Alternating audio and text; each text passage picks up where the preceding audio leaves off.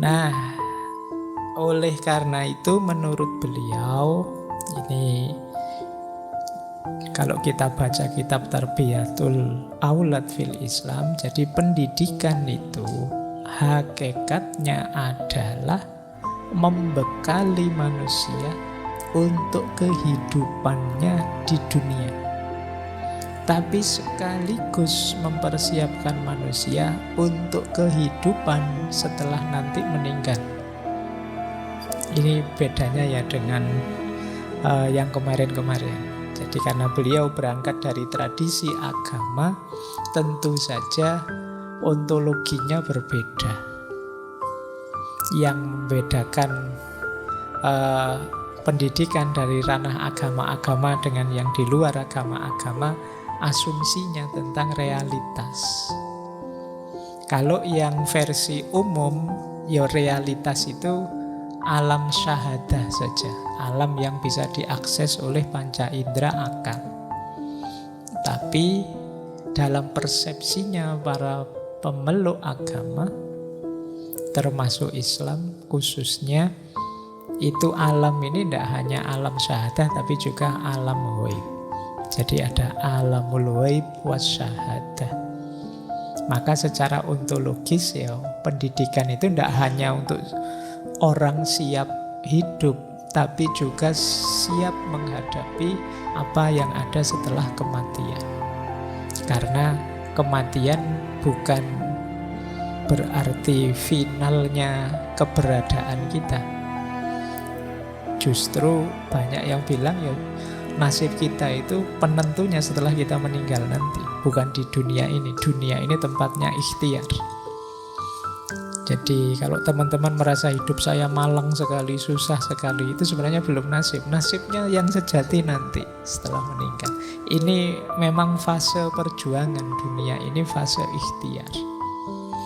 Maka Syekh Nasi Ulwan juga begitu. Pendidikan itu berarti melatih orang, mungkin sederhananya siap hidup, siap mati. Karena mati juga dunia mati, dan setelah kematian itu ya bagian dari nanti yang kita alami. Nah, tujuan tadi berhubungan dengan caranya. Makanya beliau menyebut membekali manusia untuk hidup di dunia dan mempersiapkan manusia untuk hidup di akhirat secara, ini penting yang saya kasih warna itu ya, normatif, formatif, selektif, determinatif, integratif, aplikatif. Ini saya agak mati-matian nyari istilah Inggrisnya biar sama-sama if-nya ya. Jadi yang pertama normatif. Normatif itu kita mendidik harus berdasarkan norma-norma yang kita yakini. Kita mendidik itu tujuannya ya menegakkan norma-norma ini, nilai-nilai hidup. Tidak mungkin kita hidup tanpa nilai.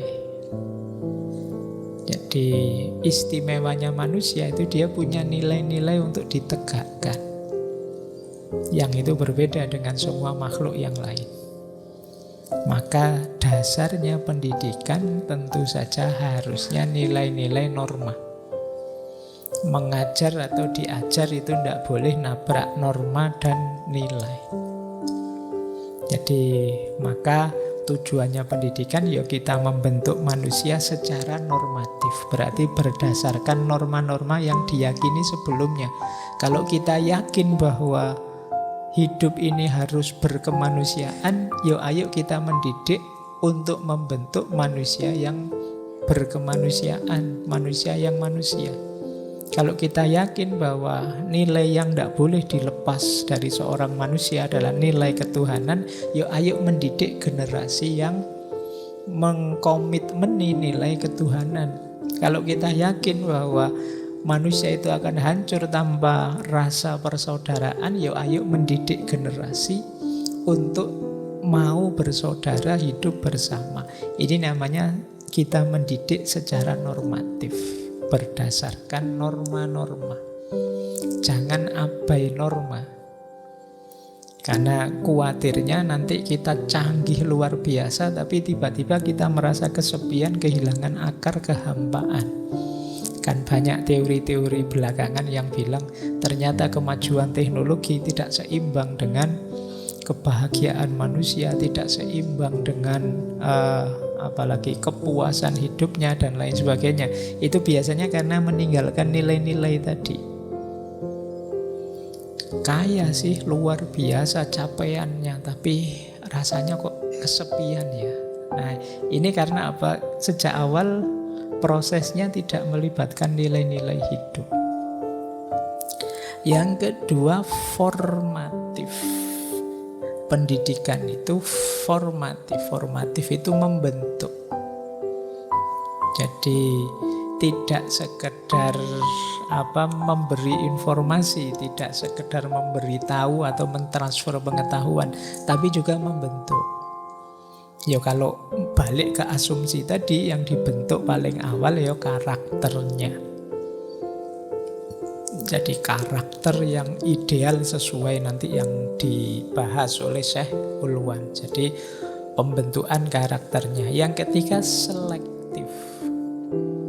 Selektif itu mencetak anak didik, peserta didik yang punya kemampuan memilih. Jadi hidup ini kan banyak opsi-opsi. Dari sekian banyak opsi, yang harus saya pilih yang mana? Kan tidak mungkin kita dipilihkan terus. Zaman kita kecil dipilihkan. Tapi kan usia kita nambah, mosok dipilihkan terus.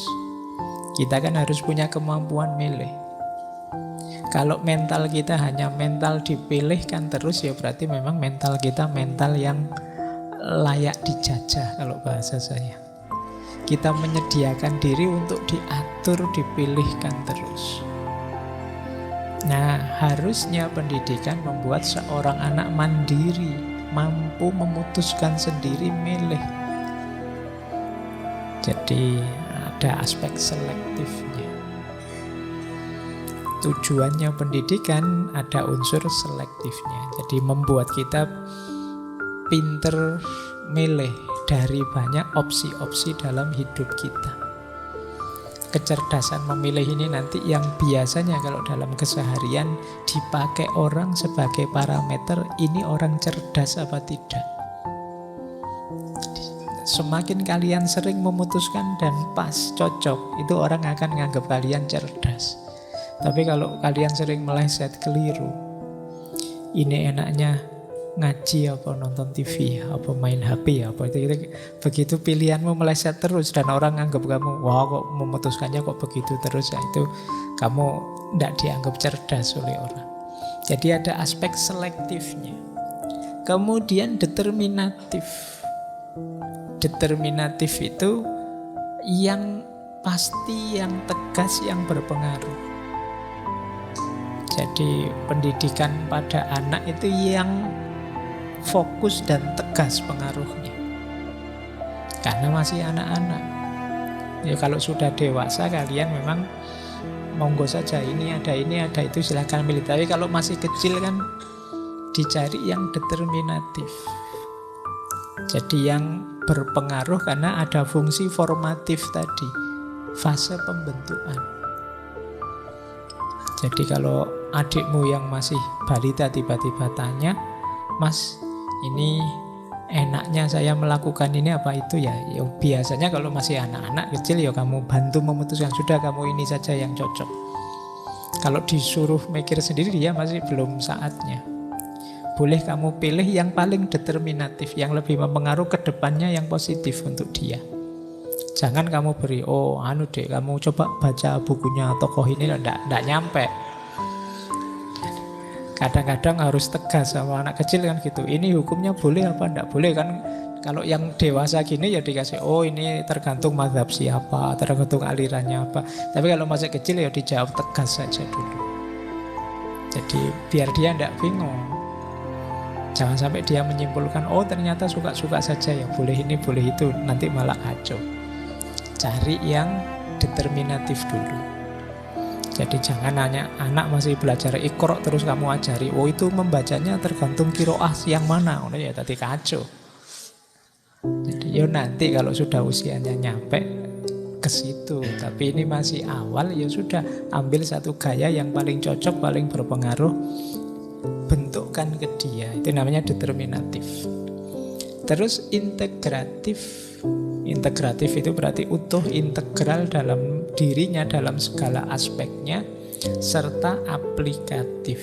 Aplikatif itu bisa diterapkan, tidak hanya teoritis, tidak hanya sifatnya abstrak.